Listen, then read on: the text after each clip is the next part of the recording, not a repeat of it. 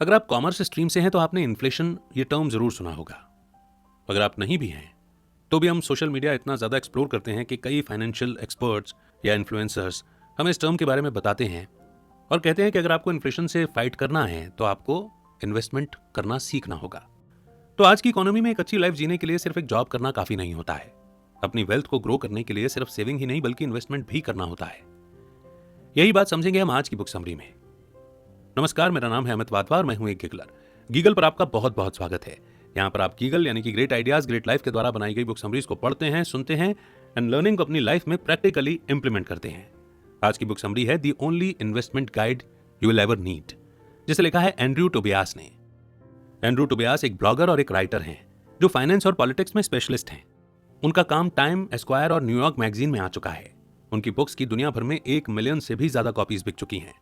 Andrew अभी अपना blog maintain कर रहे हैं और अपनी राइटिंग पर काम करते आ रहे हैं। आज की बुक समरी आपको वो हर चीज बताएगी जो आप स्टॉक मार्केट और पर्सनल फाइनेंस के बारे में जानना चाहते हैं। ये एक रेगुलरली अपडेटेड गाइड है जो 1978 से इन्वेस्टर्स को गाइड करती आ रही है। आइए शुरू करते हैं आज की book summary, the only investment guide you will ever need, only on गीगल। स्टॉक मार्केट एक डरावनी जगह लगती है। आपने लोगों के सारे पैसे डूब जाने की कहानियां सुनी होंगी। इन्वेस्टमेंट में अजीबोगरीब नाम होते हैं जैसे कन्वर्टेबल्स, ऑप्शंस, जीरो कूपन्स। ये सब आपको इतना हैरान करते हैं कि आप सोचने पर मजबूर हो जाते हैं कि क्या आम आदमी स्टॉक मार्केट से प्रॉफिट कमा सकता है। इस समरी में आप इन्वेस्टिंग के बेसिक्स सीखेंगे। कुछ भी करने से पहले आपको इन्वेस्ट करने लायक पैसा सेव करना होगा। आपको अपनी कॉस्ट को कम से कम करने के टिप्स भी दिए जाएंगे। साथ ही आपको अपने अकाउंट बैलेंस के स्टेबल होने से पहले सेफ इन्वेस्टमेंट्स के बारे में भी सीखने को मिलेगा।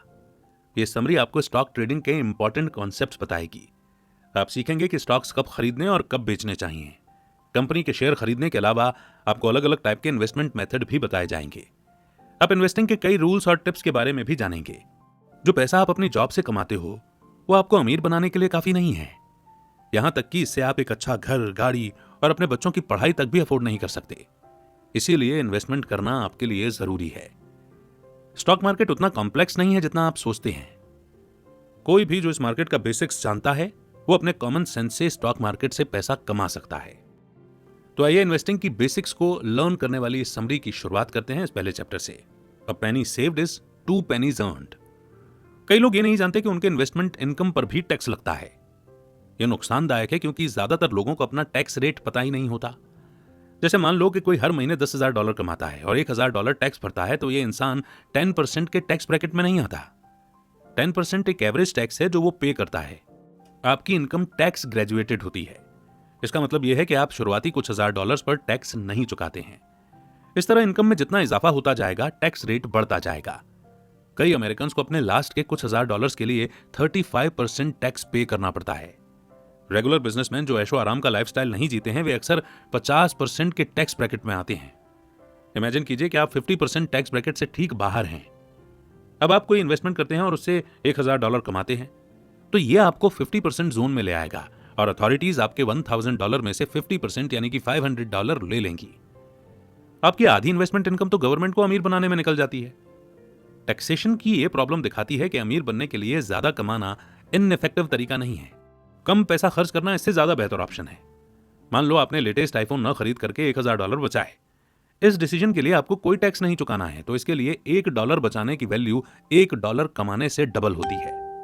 अगर आप 1 मिनट के लिए गौर करें तो पाएंगे कि पैसे बचाने के मौके हर जगह मौजूद हैं। जैसे फूड और ड्रिंक को ही ले लो। कई अमेरिकन हर वीकेंड पर रेड वाइन की एक बोतल लेना पसंद करते हैं। एक अच्छी वाइन की बोतल $10 तक में आ सकती है, लेकिन आप 12 वाइन बोतल का केस भी खरीद सकते हैं। एक केस खरीदने पर आपको हर बोतल पर 10% का डिस्काउंट मिलता है, यानी केस आपको टोटल $108 में मिलेगा। इसका मतलब कि आपने हर बोतल पर $1 बचाए, यानी एक साल में आप करीब $52 बचा पाएंगे। चलिए इसे एक इन्वेस्टमेंट के तौर पर एनालाइज करते हैं। आमतौर पर आप हर हफ्ते एक बोतल वाइन के लिए $10 पे करेंगे, लेकिन अब आप हर 12 हफ्तों के लिए $108 खर्च कर रहे हैं। इसका मतलब यह है कि आप नॉर्मल से $98 ज्यादा खर्च करोगे। अब ये $98 आपका इन्वेस्टमेंट होगा। आपके इन्वेस्टमेंट पर आपको $52 का रिटर्न मिलेगा जो कि 53% का प्रॉफिट है, जो कि स्टॉक मार्केट में भी मुश्किल से ही मिलता है। इसके बजाय एक और सीधा मेथड है अपने खर्चे को 20% कम करने का, और वो है अपने क्रेडिट कार्ड के बिल को टाइम पर भरना। करीब 60% से ऊपर अमेरिकन अपने क्रेडिट कार्ड के लिए 18% से भी ज्यादा इंटरेस्ट रेट पे करते हैं। कई लोग अपने सेविंग अकाउंट में पैसा रहते हुए भी ऐसा करते हैं और इन सेविंग्स पर उन्हें सिर्फ 2% का इंटरेस्ट ही मिलता है। अगर आप अपने क्रेडिट कार्ड को ठीक से यूज करते हैं तो हर डॉलर जो आप खर्च करते हैं उस पर आप 2% कमा सकते हैं। ऐसे कार्ड ढूंढें जो साल के अंत में कैशबैक ऑफर करते हों। ज्यादातर क्रेडिट कार्ड होटल और रेस्टोरेंट पर काफी बड़ा डिस्काउंट देते हैं और ये काफी बढ़िया एयरलाइंस की डील्स भी देते हैं। ठीक इसी तरह अपने बैंक के लोन के साथ भी सावधान रहें। हमेशा डबल चेक करें और अपनी पेमेंट को रिकैलकुलेट करें। इस बुक के ऑथर एंड्रयू टोबियास ने एक बार एक बैंक से 7.5% इंटरेस्ट रेट पर $400,000 का लोन लिया था। एक साल बाद बैंक ने कहा कि उनका इंटरेस्ट रेट कम करके 7% कर दिया गया है। उनकी मंथली पेमेंट $4,670 थी। एंड्रयू ने नोटिस किया कि ये उनके कैलकुलेशन से करीब $10 ज्यादा था। $10 आपको शायद बड़ा अमाउंट न लगे, लेकिन और स्टडी करने के बाद एंड्रयू ने देखा कि बैंक उनसे 407,000 पर इंटरेस्ट रेट चार्ज कर रहा था। जब उन्होंने बैंक को कॉल किया तो पता चला कि सिस्टम ने उन्हें $7,000 के इंश्योरेंस प्लान के लिए रजिस्टर किया है। अगर एंड्रयू अपने लोन को फॉलो अप नहीं करते तो उन्हें 7% इंटरेस्ट रेट के हिसाब से $7,000 एक्स्ट्रा चुकाना पड़ता। कई जवान लोग एक अच्छी गाड़ी लेने का सपना देखते हैं। इसी वजह से वो लीजिंग या फाइनेंसिंग स्कीम पर पैसा खर्च करते हैं। ये लॉन्ग टर्म लोन का आइडिया गलत है, क्योंकि गाड़ियां लंबे वक्त तक नहीं चलती। कुछ सालों बाद आप या तो उन्हें बदल देंगे या उनकी मेंटेनेंस और रिपेयर पर आपका खर्चा होता रहेगा। तो क्या इसका मतलब यह है कि आपको कभी गाड़ी नहीं खरीदनी चाहिए? नहीं, ऐसा नहीं है। इसका मतलब यह है कि आपको कार तभी खरीदनी चाहिए जब आपके पास इसे खरीदने लायक पैसे हों। मार्केट में कई सेकंड हैंड सस्ती गाड़ियां मिलती हैं। कोई भी कम तेल खाने वाली गाड़ी उठा लो। ये बजट कार आपको किसी दिन पैसे सेव करके एक ब्रांड न्यू कार खरीदने में हेल्प करेगी। जैसे जैसे आपकी उम्र बढ़ती है, आप फैंसी चीजों जैसे कार और फैशन के पीछे भागना बंद कर देते हैं। लाइफ में कुछ सालों बाद मेडिकल केयर एक बड़ा खर्चा बन जाता है। सस्ते मेडिसिन ब्रांड्स के बारे में अपने डॉक्टर से पूछें। ज्यादातर बड़ी फार्मास्यूटिकल कंपनीज महंगी दवाइयां बेचती हैं। छोटे ब्रांड सेम दवाई उसे काफी कम दाम पर बेचते हैं। और साथ ही ये देखें कि आपको अपनी दवाई बड़े साइज में मिल सकती है या नहीं। एंड्रयू अपनी हार्ट प्रॉब्लम के लिए लिपिटर नाम की दवाई लेते हैं। 80 mg गोली के 30 पीस के पैक का दाम 40 mg के बराबर था। तो लिपिटर का 80 mg वाला पैक खरीद कर उसमें से हर डोज के लिए आधी गोली लेकर एंड्रयू 50% पैसे बचाते हैं। दवाई हमारी हेल्थ के लिए जरूरी है, लेकिन इससे बेटर होगा कि हम अपने फिजिकल हेल्थ के लेवल को इंप्रूव करें ताकि कोई दवाई लेनी ही ना पड़े। कई लोग जब उन्हें अपनी फिटनेस इंप्रूव करनी होती है तो वो जिम का मेंबरशिप ले लेते हैं। जिम जाना पैसे की बर्बादी है, क्योंकि लोग शायद ही जिम जाने का टाइम निकाल पाते हैं। इसके अलावा जिम सिर्फ सीरियस बॉडी बिल्डर्स और स्ट्रेंथ ट्रेनर्स के लिए ही हेल्पफुल है। आप घर पर ही पुशअप, क्रंचेस और स्क्वाट्स जैसी एक्सरसाइज कर सकते हैं। पास पड़ोस में वॉक करके आप अपने स्टेमिना को बढ़ा सकते हैं। आम लोगों के लिए फिट रहने के लिए इक्विपमेंट बेकार की चीजें हैं। फिटनेस की तरह ही मेंटल डेवलपमेंट और एजुकेशन भी इंपॉर्टेंट है। हम आमतौर पर इसे रीडिंग के जरिए इंप्रूव करने की कोशिश करते हैं। अपनी रीडिंग हैबिट्स को इंप्रूव करने के लिए किसी लाइब्रेरी की मेंबरशिप लेना सबसे सस्ता और बढ़िया ऑप्शन है। और ज्यादातर तो यही होता है कि एक साल की मेंबरशिप लेना 2 या 3 बुक्स खरीदने से ज्यादा सस्ता पड़ता है। नेक्स्ट चैप्टर है the case of cowardice. Finance में एक फेमस कहावत है, एक बड़ा रिस्क इन्वेस्टमेंट जिंदगी भर की सेफ इन्वेस्टिंग से आपको ज्यादा कमा कर दे सकता है। ये कहावत एकदम सही है, लेकिन असल में गिने चुने लोगों को ही अपना ग्रेट इन्वेस्टमेंट मिल पाता है। और खासकर जो लोग प्रोफेशनल इन्वेस्टर्स नहीं होते, उन्हें तो ये और भी मुश्किल से मिल पाता है। एक और कहावत है जो हमारे जैसे आम लोगों के लिए ज्यादा सही है, इन्वेस्टमेंट आपको वो देता है जिसके लिए आप पे करते हैं। अगर आपको बड़ा बोनस चाहिए तो काफी बड़ी अमाउंट का रिस्क तो लेना ही पड़ेगा। और याद रहे कि आप ज्यादा सेफ इन्वेस्टमेंट से इजीली अच्छा पैसा कमा सकते हैं।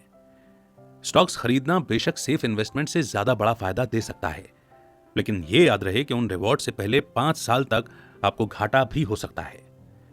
स्टॉक्स में इन्वेस्ट करना सिर्फ उन लोगों के लिए फायदेमंद है जिनके पास आने वाले कुछ सालों तक के पैसे जमा हों। तब तक आप फाइनेंशियली इतने स्टेबल नहीं है कि रिस्क हैंडल कर सकें। हमारे जैसे लोगों के लिए जो अभी तक ज्यादा सेविंग नहीं कर पाए हैं, 2 टाइप की सेफ इन्वेस्टमेंट्स हैं। ये हैं शॉर्ट टर्म इन्वेस्टमेंट और लॉन्ग टर्म इन्वेस्टमेंट। आपको इस बेस पर कोई एक चूज करना होगा कि आप अपना पैसा कब पाना चाहते हैं। पहला शॉर्ट टर्म इन्वेस्टमेंट है मनी मार्केट फंड। ये फंड्स कई लोगों से पैसे कलेक्ट करते हैं, फिर ये पैसे को गवर्नमेंट और बड़े बिजनेस को लोन के तौर पर देते हैं। ये फंड इस बात का पूरा ध्यान रखते हैं कि लोन चुका दिया जाएगा। इन लोन से मिले इंटरेस्ट को मेंबर्स में डिवाइड किया जाता है जिन्होंने फंड में इन्वेस्ट किया है। इस बात की गारंटी नहीं है कि आपको हर महीने एक छोटा अमाउंट मिलेगा। ऐसा फंड चूज करें जो अपने मेंबर्स से कम फी चार्ज करते हों। हाँ, मगर ये चेक कर लें कि कौन मनी मार्केट अकाउंट ऑफर करता है। ये फंड्स कोई भी एरी गैरी फाइनेंस कंपनी ऑर्गेनाइज नहीं करती, बल्कि जाने माने बैंक्स करते हैं। ट्रेजरी बिल्स दुनिया के सबसे सेफ शॉर्ट टर्म इन्वेस्टमेंट हैं। बेसिकली गवर्नमेंट इस तरह से शॉर्ट टर्म लोन्स लेते हैं। यूएस में एक ट्रेजरी बिल $100 में खरीदा जा सकता है और ये 3, 6 या 12 महीने बाद वापस गवर्नमेंट को बेचे जा सकते हैं। इससे आप हाई इंटरेस्ट रेट कमा सकते हैं और गवर्नमेंट आपको गारंटी के साथ पे करती है। ट्रेजरी बॉन्ड्स और treasury notes long term investment होते हैं। ये ट्रेजरी बिल्स की तरह हैं, लेकिन गवर्नमेंट उन्हें थोड़े और लंबे पीरियड के बाद चुकाती है। ट्रेजरी नोट्स 2 से 10 साल तक के हो सकते हैं। ट्रेजरी बॉन्ड्स 10 से ऊपर स्टार्ट होते हैं और 30 सालों तक जा सकते हैं। टिपिकली बॉन्ड से ज्यादा स्टॉक्स में इन्वेस्ट करना बेटर है। लंबे अरसे से स्टॉक मार्केट बॉन्ड से ज्यादा अच्छे रिटर्न्स देते आ रहे हैं, लेकिन हाई इंटरेस्ट रेट के साथ economic crisis treasury bonds better option होते हैं। ट्रेजरी बॉन्ड्स, नोट्स और बिल्स में एक कमी है। जो प्रॉफिट आपको इनसे मिलता है उन पर टैक्स लग सकता है, लेकिन एक लॉन्ग टर्म इन्वेस्टमेंट है जो इसे अवॉइड कर सकता है, और वो है म्युनिसिपल बॉन्ड्स। ये ट्रेजरी बॉन्ड्स की तरह होते हैं, लेकिन इन्हें सिटी काउंसिल इशू करती है। जैसे एग्जाम्पल के लिए आप न्यूयॉर्क सिटी को लोन दे रहे हैं, न कि पूरे यूएस को। म्युनिसिपल बॉन्ड्स अक्सर टैक्स फ्री होते हैं। इसके अलावा ये ट्रेजरी बॉन्ड्स की तरह ही सेफ होते हैं। वो इसलिए क्योंकि नेशनल गवर्नमेंट श्रेहाओं को दिवालिया नहीं होने देती। हालांकि अगर कोई शहर फाइनेंशियल क्राइसिस सफर करता है तो आपको अपना पैसा जल्दी मिलने वाला नहीं है। स्टेट्स को ऐसे इवेंट के बाद अपने फाइनेंस को एडजस्ट करने में कुछ साल लग जाते हैं। कन्वर्टेबल बॉन्ड्स कंपनीज में किए गए लॉन्ग टर्म इन्वेस्टमेंट होते हैं। ये कॉर्पोरेशन को दिए गए लोन की तरह है जो इंटरेस्ट पे करता है, लेकिन ट्रिक यहां यह है कि आप इन बॉन्ड्स को कंपनी के शेयर्स में कन्वर्ट यानी कि बदल सकते हैं। ये इन्वेस्टिंग में एक्सपीरियंस बढ़ाने का एक बढ़िया तरीका साबित हो सकता है। अगर कोई कंपनी खराब परफॉर्म कर रही है तो अपने बॉन्ड्स को कन्वर्ट मत करो, गारंटेड इंटरेस्ट पेमेंट लो। लेकिन अगर कंपनी अच्छा परफॉर्म कर रही है तो आप अपने बॉन्ड्स को स्टॉक में कन्वर्ट कर सकते हैं। आप बाद में उन्हें बेचकर प्रॉफिट कमा सकते हैं। हालांकि बॉन्ड्स को कन्वर्ट कब करना है ये जानने के लिए रिसर्च करना होगा। अगर आपके पास स्टडी करने का टाइम नहीं है तो कन्वर्टेबल बॉन्ड्स में इन्वेस्ट मत करो। फाइनल लॉन्ग टर्म इन्वेस्टमेंट जो आपको कंसिडर करनी चाहिए वो है जीरो कूपन बॉन्ड्स। ये रेगुलर लोन की तरह काम नहीं करते। ये सस्ते बिकते हैं और एक वक्त के बाद एक फिक्स्ड अमाउंट देने का वादा करते हैं। अब जैसे उस इन्वेस्टमेंट का ही एग्जांपल ले लो जो एंड्रू ने 1994 में किया था। कॉस्मेटिक कंपनी रेवलॉन 43 सेंट के रेट पर जीरो कूपन बॉन्ड्स ऑफर कर रही थी। 4 साल बाद वो हर बॉन्ड के लिए $1 पे करने वाले थे। इसका मतलब ये हुआ कि इन्वेस्टमेंट पर 132.5% का रिटर्न। रिस्क बस इतना था कि अगर कंपनी दिवालिया हो गई तो एक पैसा भी नहीं मिलने वाला था। इसके बावजूद बॉन्ड्स इतने सस्ते थे कि इसके सामने रिस्क बहुत छोटा लग रहा था। याद रखिए कि ये सेफ इन्वेस्टमेंट्स आपके शुरुआती इन्वेस्टिंग करियर के लिए काफी अच्छे रहते हैं, लेकिन इससे आपको ज्यादा कमाई नहीं होती। अगर आप 40 साल तक अपनी सैलरी से 20% सेव करते हैं तो आपके पास सिर्फ इतनी सेविंग होगी जो 8 साल चल सके। टैक्स और इन्फ्लेशन के साथ ये टाइम और भी कम होता जाता है। सेफ इन्वेस्टमेंट इस टाइम को 4 या 5 साल आगे बढ़ा सकता है। इसलिए आप सिर्फ बॉन्ड्स, बिल्स और मनी मार्केट फंड्स के भरोसे अपना रिटायरमेंट फंड नहीं बना सकते। आखिरकार आपको स्टॉक मार्केट के रिस्क को एक्सेप्ट करना ही होगा, लेकिन इन खतरों से निपटना मुश्किल है। यही वजह है कि सेफ इन्वेस्टमेंट सबके लिए जरूरी है। जब आपके पैसे का एक हिस्सा हमेशा सिक्योर होगा तो आप बाकी इन्वेस्टमेंट्स के रिस्क भी आसानी से मैनेज कर पाएंगे। Next chapter, meanwhile down at the track. अब आपने इतना पैसा तो सेव कर लिया होगा कि आप स्टेबल होंगे। इसमें से कुछ पैसा सेफ इन्वेस्टमेंट्स में धीरे धीरे ग्रो कर रहा है। अब टाइम है कि स्टॉक्स की तरफ ध्यान दिया जाए। आपको इन्फ्लेशन से लड़ने के लिए स्टॉक मार्केट में इन्वेस्ट करना चाहिए। इसका मतलब है कि गुड्स और सर्विसेज टाइम के साथ और महंगे होते जाएंगे। जरा अपने बचपन के दिन याद कीजिए, क्या उन दिनों में सब कुछ सस्ता नहीं होता था? मान लो आपने आज से 10 साल पहले अपने ट्रेजरी बॉन्ड में इन्वेस्ट किया था। अब हर चीज महंगी हो रही है, तो इसका मतलब यह नहीं है कि उनका इंटरेस्ट रेट भी बढ़ जाएगा। मान लीजिए कि आपने किसी बिजनेस में इन्वेस्ट किया था जो प्रोडक्ट मैन्युफैक्चर करते हो। एग्जाम्पल के लिए साबुन बनाने वाली कंपनी को ले लो। इन 10 सालों में साबुन की कीमतें तो बढ़ी होंगी। कायदे से इन्फ्लेशन से लड़ने के लिए कंपनी का प्रॉफिट और वैल्यू भी बढ़ी होगी। कई बार कंपनी अच्छा परफॉर्म करेगी और इन्फ्लेशन रेट से ज्यादा तेजी से ग्रो करेगी। ये सिंपल सा एग्जांपल दिखाता है कि सिर्फ स्टॉक मार्केट ही आपको इन्फ्लेशन को बीट करने का शॉट दे सकता है। लेकिन हिस्ट्री पर एक सरसरी निगाह डालें तो पाएंगे कि एवरेज तौर पर स्टॉक्स बेस्ट इन्वेस्टमेंट है। एक स्टडी ने US treasury bills, convertible bonds और स्टॉक्स को कंपेयर किया। ये उस प्रॉफिट को एनालाइज करती है जो आपने 1926 से 2015 के बीच कमाया। एवरेज तौर पर ट्रेजरी बिल्स 3.7% पर ईयर की रेट से बढ़ा है। कॉर्पोरेट बॉन्ड्स का रेट 5.9% और स्टॉक मार्केट 9.8% के हिसाब से ग्रो हुआ। 1926 में $1,000 के ट्रेजरी बिल्स 2015 में $20,530 के हो गए होंगे। लेकिन स्टॉक मार्केट इन्वेस्टमेंट $1,000 से $2.5 मिलियन से भी ज्यादा ग्रो कर चुकी होगी। स्टॉक मार्केट आपकी कमाई को टैक्स से भी बचाता है। जो पैसा आपको स्टॉक्स बेचकर मिलता है उसे कैपिटल गेन्स कहा जाता है। इस पर आपकी सैलरी या बॉन्ड्स पर एवरेज इंटरेस्ट से भी कम टैक्स लगता है। कुछ कंपनियां अपने शेयर होल्डर्स को डिविडेंड देती हैं। इसका मतलब कि आपको कंपनी के प्रॉफिट में से कुछ परसेंट मिलता है। इस इनकम पर भी कम टैक्स लगता है। डिविडेंड मिलने से आपके स्टॉक की वैल्यू कम नहीं होती। कई लोग स्टॉक मार्केट से डरते हैं क्योंकि यह कॉम्प्लेक्स लगता है, लेकिन इसकी जड़ में शेयर्स के जरिए पैसा कमाने के सिर्फ दो तरीके हैं। यह है डिविडेंड और कैपिटल गेन्स। बाकी सारे इन्वेस्टमेंट्स इन दो कॉन्सेप्ट्स के इर्द गिर्द ही घूमते हैं। इसके अलावा दो ऐसे फैक्टर्स हैं जो आपके स्टॉक्स का प्राइस कंट्रोल कर सकते हैं। यह है डर और लालच। स्टॉक के प्राइस तब गिर जाते हैं जब लोगों को लगता है कि कंपनी खराब परफॉर्म करेगी, और इस डर से वो अपने स्टॉक बेच देते हैं। प्राइस तब बढ़ते हैं जब लोग लालची हो जाते हैं। उन्हें लगता है कि कंपनी अच्छा परफॉर्म करेगी और इसलिए ज्यादा प्रॉफिट कमाने के लालच में वो और ज्यादा शेयर्स खरीद लेते हैं। स्टॉक्स ट्रेडिंग का पहला सीक्रेट है तब खरीदो जब प्राइस कम हो। कई लोग तब स्टॉक्स खरीदते हैं जब स्टॉक मार्केट ऊपर जा रहा होता है, मगर ये गलत स्ट्रेटेजी है। जब प्राइस ज्यादा है तो ये उससे आगे नहीं जा पाएगा। आपको तब खरीदना चाहिए जब प्राइस कम हो और स्टॉक वैल्यू के ग्रो करने के लिए और ज्यादा स्पेस हो। जब आप कंपनी में इन्वेस्ट करते हैं तो सिर्फ एक इंडस्ट्री पर फोकस मत करो। ज्यादातर सेम सेक्टर के स्टॉक्स साथ में ऊपर चढ़ते हैं और साथ में गिरते हैं। इसका मतलब अगर माइक्रोसॉफ्ट फेल हुआ तो एप्पल की वैल्यू भी गिरेगी। नुकसान से बचने के लिए अलग अलग इंडस्ट्री में इन्वेस्ट करो। सबसे पॉपुलर स्टॉक्स वो होते हैं जो आपको सबसे ज्यादा अवॉइड करने चाहिए। याद रखें कि स्टॉक की वैल्यू तभी बढ़ेगी जब ज्यादा लोग उसे खरीदेंगे, और अगर हर कोई एक ही कंपनी में इन्वेस्ट कर रहा है तो आपके ज्वाइन करने का कोई पॉइंट नहीं बनता। ऐसी कंपनी के शेयर सबसे पहले गिरते हैं। इन्वेस्टिंग में सबसे जरूरी स्किल है यह पता होना कि स्टॉक को कब बेचना है। लोग आमतौर पर डर के मारे अपने शेयर्स बेच देते हैं, लेकिन सिर्फ इसलिए मत बेचो कि कोई आपको यह कहकर डरा रहा है कि मार्केट गिरने वाला है। आपको तब बेचना चाहिए जब आपको लगे कि शेयर की कीमत एक अच्छा वैल्यू नहीं दिखा रही है। इसका मतलब यह है कि कंपनी की एक्चुअल वैल्यू से वो आगे जा चुका है। आप इंडिविजुअल कंपनीज में इन्वेस्ट करके हमेशा प्रॉफिट नहीं कमा सकते। कई बार आपके इन्वेस्ट करने के बाद यह लगातार नुकसान में जाने लगती है। तो सॉल्यूशन यह है कि सिर्फ म्यूचुअल फंड्स में इन्वेस्ट किया जाए। ये इन्वेस्टमेंट ग्रुप्स होते हैं जिन्हें फाइनेंस एक्सपर्ट मैनेज करते हैं। कई लोग इस फंड में इन्वेस्ट करते हैं और एक्सपर्ट उस पैसे को स्टॉक्स में इन्वेस्ट करते हैं। हालांकि एक सिंगल कंपनी भी फेल हो सकती है, लेकिन अगर आप लंबे वक्त तक वेट करोगे तो मार्केट हमेशा ग्रो करेगा। एक अच्छा म्यूचुअल फंड पूरे मार्केट को कवर करता हुआ कई हेल्दी बिजनेसेस में इन्वेस्ट करता है। यहां तक कि बुरे सालों में भी डॉलर कॉस्ट एवरेजिंग से आपको फायदा होगा। मान लीजिए कि आप स्कोप इलस्ट्रेशन फंड नाम के एक म्यूचुअल फंड में इन्वेस्ट करते हैं।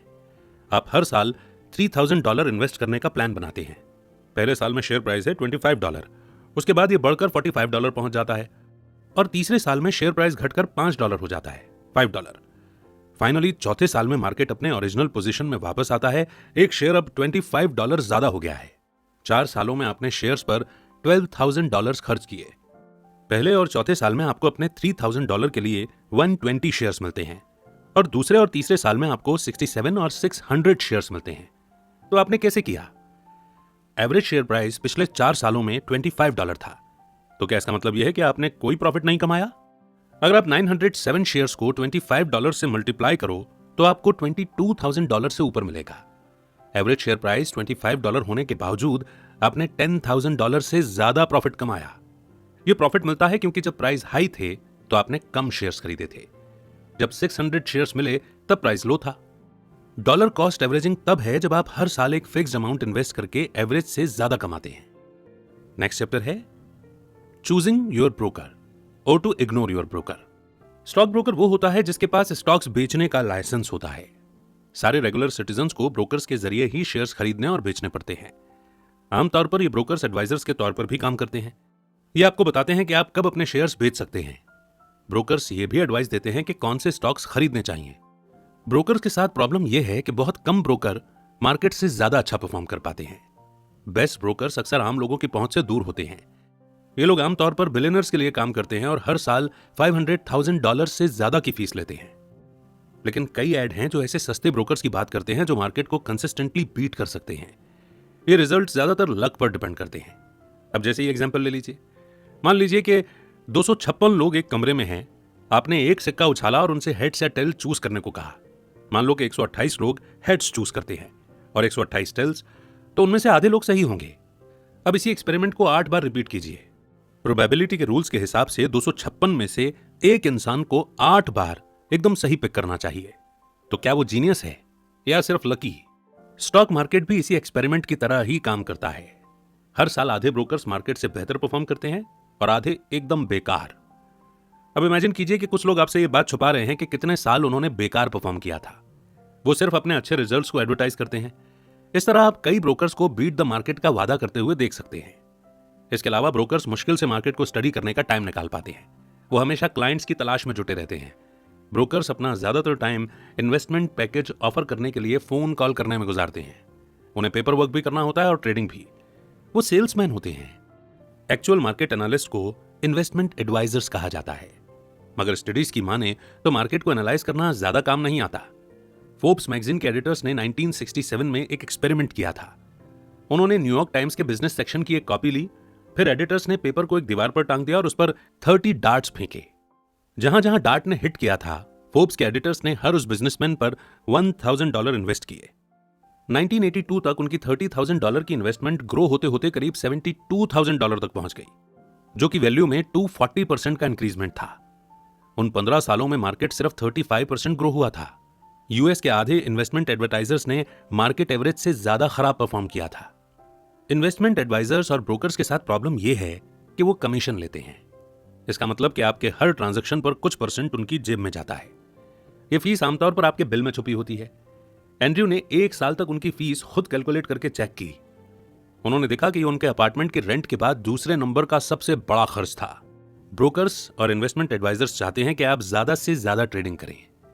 इस तरह से ये लोग पैसा कमाते हैं। इसलिए जो एडवाइस आपको मिलती है उससे आपका भला कभी नहीं होगा। कुछ महीनों के लिए कोई ट्रेडिंग नहीं करना बेहतर होगा।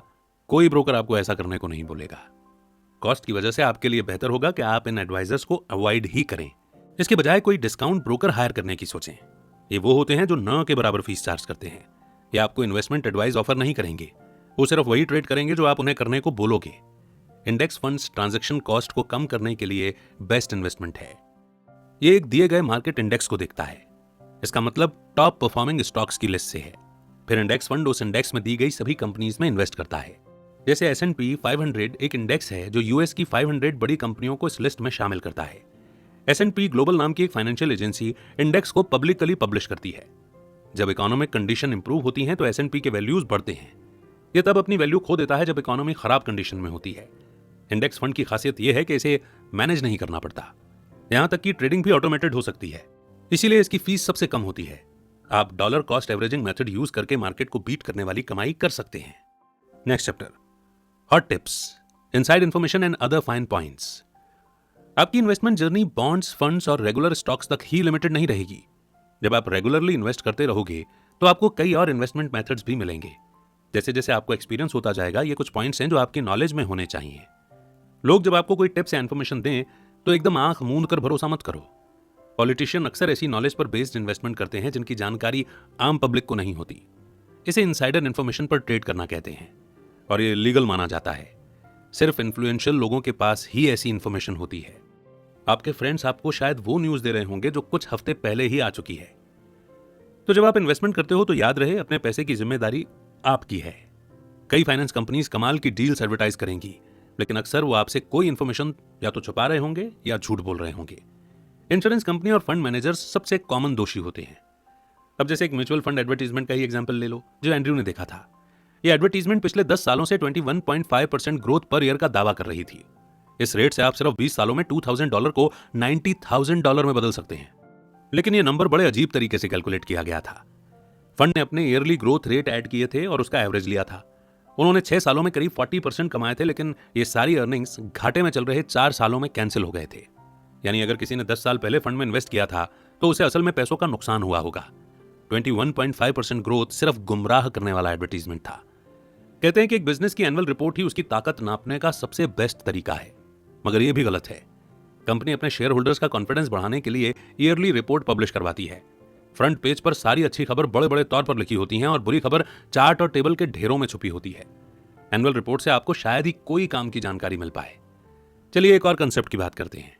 सेलिंग शॉर्ट या शॉर्टिंग एक पॉपुलर इन्वेस्टिंग मेथड है। रेगुलर स्टॉक्स के साथ आप शेयर्स खरीदते हैं इस उम्मीद में कि उनके दाम बढ़ेंगे। जब आप शॉर्ट सेल करते हैं तो आप चाहते हैं कि स्टॉक्स अपनी वैल्यू खो दें। बेसिकली आप स्टॉक्स को उधार लेते हैं इस वादे के साथ कि उनके लिए बाद में पे करेंगे। आप उन उधार लिए गए स्टॉक्स को तुरंत बेच देते हैं। फिर आप उम्मीद करते हैं कि स्टॉक की वैल्यू कम हो जाए, इस तरह से आपने जिस दाम में स्टॉक को उधार में लिया था उससे कम दाम उसके लिए चुकाते हैं। आप प्रॉफिट कमाते हैं क्योंकि आप स्टॉक को पहले से ही ऊंचे दाम में बेच चुके होते हैं। मगर शॉर्ट सेलिंग के साथ प्रॉब्लम यह है कि इसमें आपको पैसे का काफी नुकसान हो सकता है। मान लें कि आप कोई स्टॉक उधार पर लेते हैं जिसके प्राइस तब तक डबल हो जाते हैं जब तक आप उसकी कीमत चुकाते हैं। तब आपका नुकसान उस पैसे का डबल होगा जो आपने कमाया है। मार्केट अनप्रिडिक्टेबल है। सोचिए क्या होगा जब आपके शॉर्ट करने के बाद कोई स्टॉक अपनी वैल्यू से 20 गुना ज्यादा बढ़ जाए। मार्जिन एक अर्निंग टैक्टिक है जो ब्रोकर्स यूज करते हैं। वो आपको उन स्टॉक्स को खरीदने के लिए लोन देते हैं जो आप अभी अफोर्ड नहीं कर सकते। ब्रोकर्स आपके शेयर्स होल्ड करता है ताकि उनके लिए कोई रिस्क न रहे। अगर उन्हें लगता है कि आप लोन नहीं चुका पाएंगे तो वो उन्हें बेच देते हैं।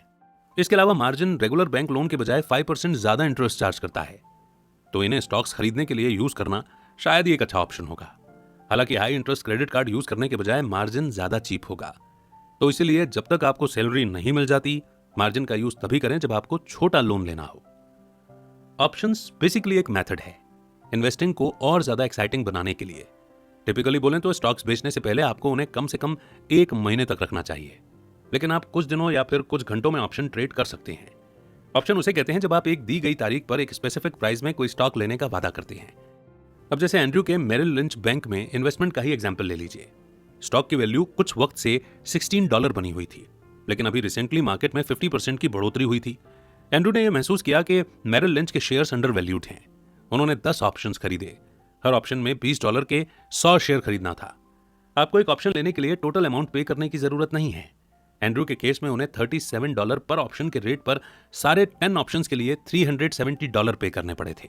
याद रहे कि एक ऑप्शन खरीदने का मतलब ये नहीं है कि स्टॉक आपका हो गया। आपके पास सिर्फ ये राइट है कि आप एक स्पेसिफिक प्राइस पर स्टॉक खरीद सको। तो इसीलिए बाद में एंड्रयू को शेयर्स पर $20,000 खर्च करने होंगे।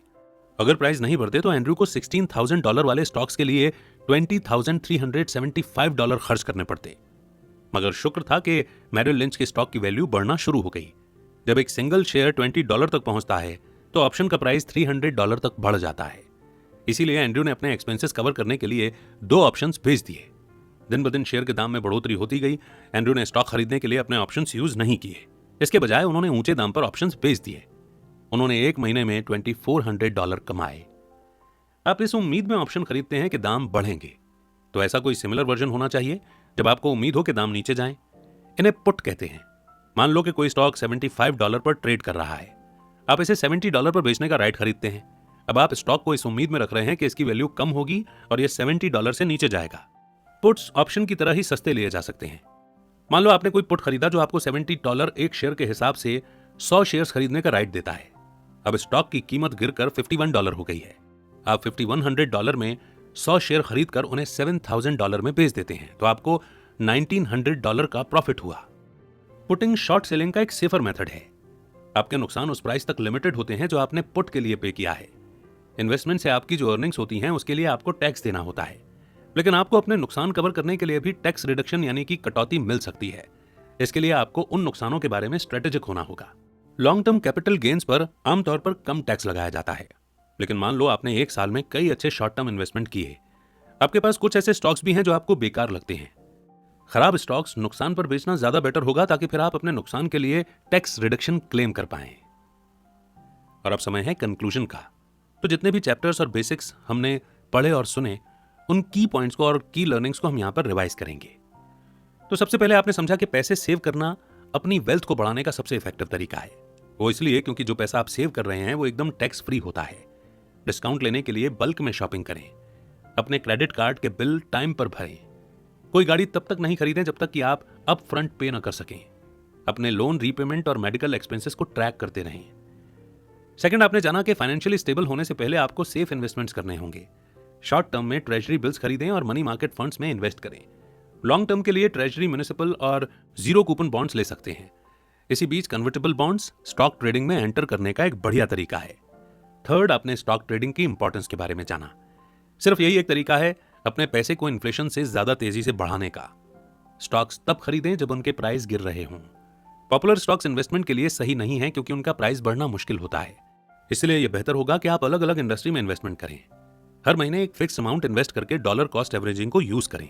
फोर्थ, आपने ब्रोकर्स और एडवाइजर्स की सलाह लेने के नुकसान के बारे में समझा। ब्रोकर्स शायद मुश्किल से ही मार्केट को स्टडी करते होंगे। एडवाइजर्स एनालाइज तो करते हैं पर मार्केट को प्रेडिक्टेबली बीट नहीं कर सकते। दोनों का एक ही मकसद होता है कि आप हमेशा ट्रेड करते रहें ताकि वो अपनी फीस चार्ज कर सकें। इसीलिए ये बेहतर होगा कि डिस्काउंट ब्रोकर्स को हायर किया जाए या इसके बजाय इंडेक्स फंड में इन्वेस्ट किया जाए। फिफ्थ, आपने इन्वेस्टिंग के और भी ज्यादा एडवांस कॉन्सेप्ट के बारे में जाना। जो इन्फॉर्मेशन लोग आपको देते हैं उस पर आंख मूंद कर भरोसा नहीं करें। शॉर्ट सेलिंग को लेकर सावधान रहें क्योंकि इससे आपको बड़ा नुकसान हो सकता है। मार्जिन्स को सिर्फ शॉर्ट टर्म लोन्स की तरह ट्रीट करें। ऑप्शंस और पुट्स खरीदने के बारे में सोचें क्योंकि आप सिर्फ उतना पैसा ही खोएंगे जितना आपने उसे खरीदने में खर्च किया है। टैक्स रिडक्शन पाने के लिए अपने नुकसान को स्ट्रेटेजिकली यूज करें। स्टॉक मार्केट वेल्थ ट्रांसफर का बेहद कॉम्प्लेक्स नेटवर्क है, लेकिन स्टॉक्स में ट्रेड करना काफी सिंपल है। आपको सिर्फ ये बेसिक समझने होंगे कि मार्केट कैसे काम करता है। इन समरीज ने आपको इन्वेस्टिंग के जरूरी रूल्स समझाए। अब आपके पास वो सारे टूल्स हैं जिनकी हेल्प से आप रिटायरमेंट के बाद फाइनेंशियल सिक्योरिटी अचीव कर सकते हैं।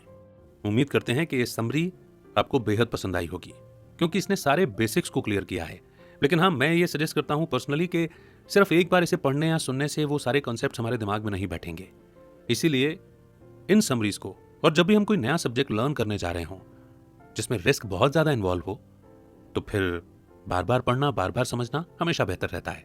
और जिसके बेसिक्स स्ट्रांग रहते हैं वो कभी भी लॉन्ग टर्म में नुकसान नहीं खाता। ये मेरा अपना समझना है। तो क्या एक्सपीरियंस रहा है समरी को सुनने का आपका? उसे कमेंट सेक्शन में जरूर लिखिएगा। इस तरह की कोई और समरी जो आप नहीं सुनना चाहते हैं किसी नए सब्जेक्ट पर, वो बुक भी आप हमें सजेस्ट कर सकते हैं या टॉपिक भी आप हमें सजेस्ट कर सकते हैं।